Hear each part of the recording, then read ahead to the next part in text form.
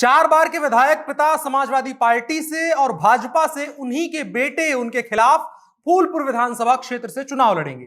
यानी पिता और पुत्र एक दूसरे के खिलाफ अलग अलग पार्टियों से चुनाव लड़ेंगे। पिता का नाम है रमाकांत यादव और बेटे का नाम है अरुणकांत यादव। और लगभग तय है कि दोनों को, एक को समाजवादी पार्टी रमाकांत यादव को और भारतीय जनता पार्टी अरुणकांत यादव को टिकट दे चुकी है। रमाकांत यादव का कंफर्म हो गया है, अरुणकांत यादव में थोड़ा बहुत ऑफिशियल जो है वो घोषणा बाकी है। 4 बार के विधायक पिता समाजवादी पार्टी से और भाजपा से उन्हीं के बेटे एक दूसरे के खिलाफ फूलपुर विधानसभा क्षेत्र से चुनाव लड़ेंगे। यानी पिता और पुत्र एक दूसरे के खिलाफ अलग अलग पार्टियों से एक ही सीट से चुनाव लड़ेंगे। पिता का नाम है रमाकांत यादव और बेटे का नाम है अरुणकांत यादव। और लगभग तय हो गया है कि दोनों को समाजवादी पार्टी और भारतीय जनता पार्टी से एक ही सीट पर टिकट मिलेगा। रमाकांत यादव का सपा से कंफर्म हो गया है, भाजपा से लगभग अरुणकांत यादव का भी तय है। राजनीति की यही विडंबना है कि पिता और पुत्र कुर्सी के मोह में एक दूसरे के खिलाफ ही चुनाव लड़ने के लिए मैदान में खड़े होंगे। रमाकांत यादव के बेटे अरुणकांत यादव ने साफ कर दिया है कि उनके पिता लड़े या कोई और, वो चुनाव इसी सीट से यानी फूलपुर पवई से ही लड़ेंगे। अब समझते हैं क्या है फूलपुर विधानसभा सीट की कहानी और इस पिता पुत्र की लड़ाई और फूलपुर सीट पर यादवों के वर्चस्व की कहानी क्या है। नमस्कार, मेरा नाम है अनुराग मिश्रा और आप देख रहे हैं जनता जंक्शन।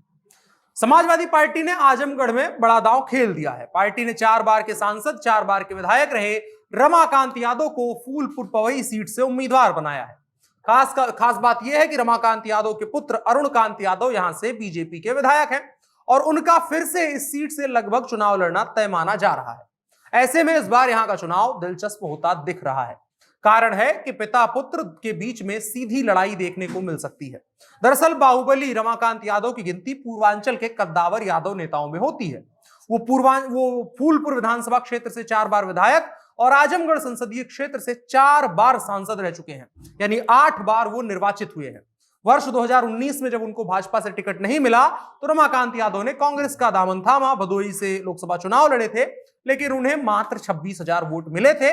इसके बाद रमाकांत यादव लगातार राजनीतिक हाशिए में दिखे, उनकी ज्यादा चर्चा नहीं हुई, बातचीत नहीं हुई, लेकिन पिछले दिनों उन्होंने सपा ज्वाइन कर ली, फिर से सपा ज्वाइन कर ली और माना जा रहा था कि सपा उन्हें जौनपुर जिले की मल्हानी सीट से मैदान में उतारेगी ताकि भाजपा के धनंजय सिंह को कड़ी टक्कर दी जा सके। लेकिन पार्टी ने तगड़ा फैसला लेते हुए और सभी को लगभग चौंकाते हुए रमाकांत यादव को फूलपुर पवई सीट से प्रत्याशी बना दिया है। रमाकांत यादव को टिकट दे करके समाजवादी पार्टी ने अपने आप में बड़ा दांव खेल दिया है, लेकिन इससे पार्टी में अंतरकलह बढ़ सकती है। पिता व पुत्र वाले मसले पर चलें उससे पहले पार्टी अंतरकलह पर समझते हैं। कारण यह है कि यहां से पूर्व विधायक है श्याम बहादुर यादव, उनका रमाकांत यादव से एकदम 36 वाला आंकड़ा है। श्याम बहादुर भी लगातार टिकट की दावेदारी कर रहे थे। इसके अलावा जो दिलचस्प बात हमने कही थी कि रमाकांत यादव के बेटे विधायक जो हैं वर्तमान में उस सीट से, अरुणकांत यादव, वो भी इस सीट से ताल ठोकने की पूरी तैयारी में है। अरुणकांत यादव पहले भी ये बात कह चुके हैं कि पिता लड़े या कोई और, वो चुनाव जरूर लड़ेंगे। ऐसे में लड़ाई की दिलचस्प होने की संभावना है। कारण यह है कि आजमगढ़ में पहली बार ऐसा होगा कि बेटे और पिता पुत्र एक दूसरे के खिलाफ चुनाव लड़ रहे हों, ताल ठोकते हुए मैदान में नजर आए। यहां मतदान 7वें चरण में होना है, लेकिन पिता पुत्र के बीच की जो जंग है उसकी कहानी अभी से दिलचस्प और रोचक होती जा रही है। चले आते हैं फूलपुर सीट की कहानी क्या है, रमाकांत यादव का गढ़ क्या है और तमाम चीजें। यहां से यादव ही दोनों पार्टियां क्यों उतार रही है। साल 1977 फूलपुर पवई वही विधानसभा क्षेत्र था जिसने यूपी को राम नरेश यादव के रूप में सीएम दिया था। आजमगढ़ जिले के फूलपुर पवई क्षेत्र का सियासी इतिहास काफी कुछ कहता है इसके बारे में, इस सीट के पर यादव लोगों के दबदबे के बारे में। 1951, 57, 62 और 67 यहां पर भारतीय राष्ट्रीय कांग्रेस का कब्जा रहा। साल 1977 में भाजपा जीती। इंदिरा गांधी और जगजीवन वाली जो भारतीय राष्ट्रीय कांग्रेस बनी, उसने साल 1980 और 85 में इस सीट पर अपना लोहा मनवाया जीत हासिल करी। 89 में पहली बार इस सीट पर बहुजन समाज पार्टी जीतती है। 93 में सपा ने भी इस सीट पर जीत का खाता खोल लिया जब पार्टी बनी उसके बाद। हालांकि दिलचस्प बात यह रही कि सपा, कांग्रेस और बसपा की जीत का नायक एक ही था। कौन? रमाकांत यादव। 1996 में और 2002 में कांग्रेस ने एक बार फिर से जीत के साथ वापसी करी। इसके बाद यहां 2 और बार यादव उम्मीदवार ही जीते, 2007 और 12 में। सपा के टिकट पर सभी ये दोनों जो विधायक बने थे वो बने थे। सभी की जीत में रमाकांत यादव की भूमिका अहम थी। यानी रमाकांत यादव यहां के मजबूत कैंडिडेट के साथ साथ एक मजबूत चेहरा और नेता भी है। लेकिन जो 2 बार समाजवादी पार्टी जीती थी उसमें एक बार अरुणकांत यादव सपा से ही जीते थे। यादव वोट ये साबित यहां करता है, जो रमाकांत यादव और फिर अरुणकांत यादव, तमाम यादव जो जीत रहे हैं, उस बात से साबित होता है कि यादव यहां पर जिताऊ मात्रा में उपलब्ध हैं और जिताते भी हैं। पहले इनके पिता के साथ थे, जब सपा से 2007 में अरुणकांत यादव अपने पिता के सहयोग से जीते तब यादव इनके साथ में वहां पर थे। अगली बार उनको टिकट नहीं मिला और पाला बदल लिया, पिता से मतभेद भी हो गया, पिताजी भी उनके इधर उधर, कभी सपा कभी कांग्रेस कभी इधर उधर, भाजपा में भी इन्होंने कोशिश करी। और 2012 में श्याम बहादुर जो अभी विधायक रहे हैं 2012 के, जिनसे कह रहे हैं कि रमाकांत यादव का मतभेद है, वो सपा से चुन करके विधानसभा पहुंचते हैं। इन्हीं सबके दरमियान अरुणकांत भाजपा में आ जाते हैं। इनके पिता भी कोशिश में रहते हैं लेकिन टिकट नहीं मिलता है और अपने पिता की राजनीति के खिलाफ राजनीति करने लगते हैं। पहले दोनों के बीच क्लैश नहीं रहता है। 2017 की भाजपा लहर में अरुणकांत यादव विधायक बन भी जाते हैं। इसके बाद की कहानी अब दिलचस्प होती जा रही है। तब इनके खिलाफ रमाकांत यादव नहीं थे बल्कि श्याम बहादुर थे, जो सपा के 2012 के विधायक थे।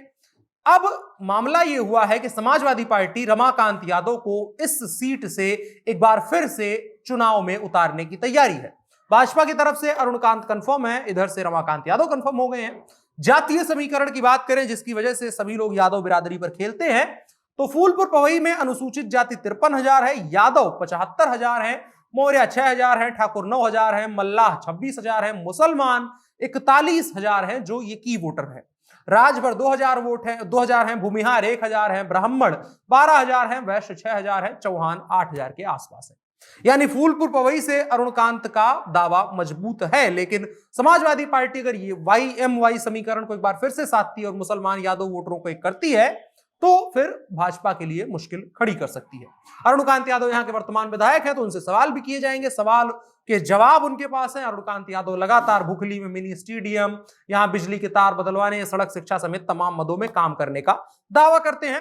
रिपोर्ट कार्ड लेकर के जनता के बीच में जाएंगे, जहां उनके सामने आजमगढ़ से पूर्व सांसद और 4 बार के उस सीट से विधायक उनके पिता रमाकांत यादव होंगे। और देखने वाली बात होगी कि जनता किसके पक्ष में वोट करती है। दोनों यादव हैं, दोनों कद्दावर नेता हैं और खास बात है कि पिता पुत्र हैं, तो ये लड़ाई दिलचस्प होने वाली होगी। आगे भी हम इस पर बात करते रहेंगे।